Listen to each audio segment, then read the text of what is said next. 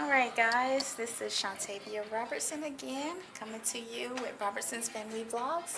I'm actually doing another tour, but this time guys, it is on the cruise ship. It is the Carnival Liberty, and we are doing the balcony tour that accommodates 4 people. So we're here, we just got settled in and everything, we just got to our room, so I'm trying to get this review in before the kids mess up the room. Right, so we are on the 11th deck. This is room 8, so 1108. This is the entrance to the room. And again, this is a balcony that accommodates 4 people. So as soon as you walk in, of course, you have your standard closet space. You have 3 closets. We haven't got our luggage yet, so I will let you guys know how that goes with our luggages. Oh, we have some of our stuff here that was like carry-on. Off to your right-hand side is the bathroom. So here we go. Here's the bathroom. You know, it's small, but you know, it does what it does. It do what it does in there. All right. So from there we have the little stationary desk here. Hi guys. It's been a long day traveling with kids. 3 kids at that.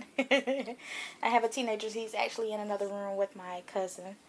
And then you have here, you have the pull down bed with the couch bed as well. So our 2-year-old will sleep here and our 8-year-old will sleep there. So that's how that looks to accommodate the 4 people. Down here you have your refrigerator. And there we go. And of course you got your water and your glasses. You have your safe and the TV. And the safe, you use your room key to lock it and unlock it. Then you have your some little storage here. You also have drawers here that you can actually use. It has the blow dryer, the hair dryer, and other little empty spots here for you to store some things. And also have here you can do valet service and all that good stuff. Laundry.